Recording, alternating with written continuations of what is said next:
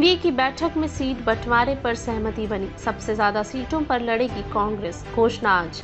महाराष्ट्र विधानसभा चुनाव में अब 1 महीने से भी कम का समय शेष रह गया है, जिसको लेकर राजनीतिक पार्टियों के बीच गर्माहट तेज है।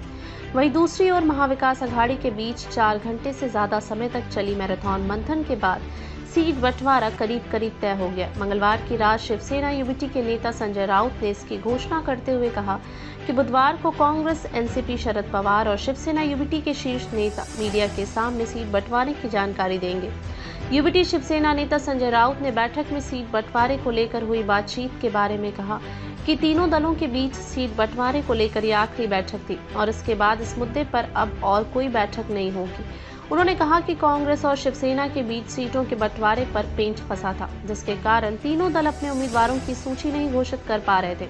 लेकिन आज की बैठक में सभी सीटों पर विचार हो गया है। महाराष्ट्र चुनाव के लिए हुई बैठक के बाद सूत्रों ने बताया कि राज्य में कांग्रेस सबसे अधिक सीटों पर चुनाव लड़ेगी। बंटवारे में सबसे कम सीटें शरद पवार की पार्टी को मिलेगी।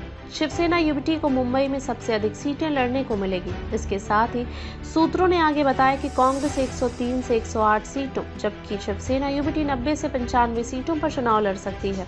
वहीं राकांपा शरद पवार को 80 से 85 सीटें देने पर सहमति बनी है। सपा और आम आदमी पार्टी जैसे अन्य सहयोगियों को 10 से कम सीटों में निपटाया जाएगा। महाराष्ट्र विधानसभा में 288 सीटें हैं। चुनाव में अब 1 महीने से भी कम का समय शेष रह गया है और इसके बावजूद महाविकास अघाड़ी में सीटों का बंटवारा नहीं हो पाने को लेकर सत्तारूढ़ महायुति के नेता लगातार इस पर तंज कस रहे थे। हालांकि भाजपा, शिवसेना, शिंदे, राकांपा, अजीत के बीच सीटों का बंटवारा पहले ही हो गया है और ये दल इसके अनुरूप अपने उम्मीदवारों की सूची भी जारी कर रहे हैं। इस गठबंधन में सबसे अधिक सीटों पर भाजपा चुनाव लड़ रही है।